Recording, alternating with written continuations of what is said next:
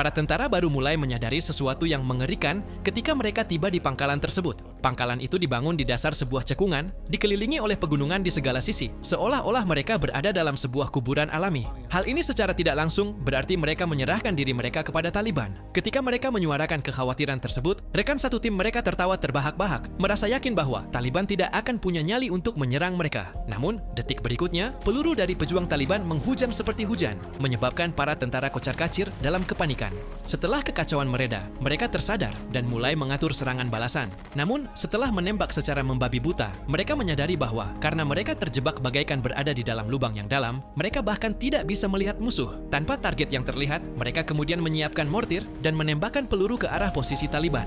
Saat asap tebal membumbung ke udara, pertempuran pun akhirnya mereda. Meskipun begitu, satu tentara terluka parah dalam serangan tersebut. Dengan geram, sang kapten kembali ke ruang komando, menatap catatan di papan tulis, dan mengutuk aksi Taliban yang bertempur dengan licik serta melancarkan serangan setiap hari tanpa henti. Tidak peduli seberapa marahnya dia, gangguan tersebut terus berlanjut setiap hari. Para prajurit tidak pernah tidur nyenyak sepanjang malam. Bahkan beraktivitas seperti buang air besar pun harus dilakukan di dalam ruangan dan dibuang setelah dipastikan keamanannya. Keadaan ini menyebabkan mereka semua hampir mengalami tekanan mental yang berat. Bertekad untuk mengakhiri gangguan yang terus-menerus tersebut, sang kapten memanggil para tetua desa untuk merundingkan solusi. Semua tampak seperti pembicaraan damai, namun kenyataannya dia hanya memberikan mereka dua pilihan.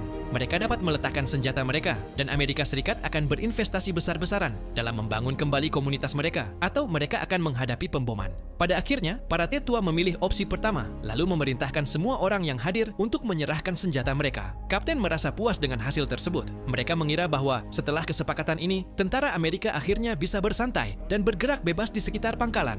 Namun, tepat ketika seorang tentara sedang menelepon, Taliban muncul kembali tepat waktu, membuktikan bahwa mereka sama sekali tidak percaya pada janji yang diberikan Amerika. Hal ini membuat sang kapten marah, dan dia muncul dengan ide buruk untuk menyewa milisi Afghanistan guna membantu mempertahankan pangkalan. Namun saat giliran jaga, seorang tentara menyadari ada sesuatu yang tidak beres. Seorang pria Afghanistan bertingkah mencurigakan, jadi tentara itu menghampirinya untuk memeriksanya. Begitu dia mendekat, pria itu langsung melarikan diri, jelas merasa ada yang tidak beres. Prajurit itu pun melepaskan tembakan peringatan sambil mengejar, dan akhirnya menangkap pria itu di sebuah sudut. Setelah dilakukan penggeledahan, ditemukan sebuah ponsel.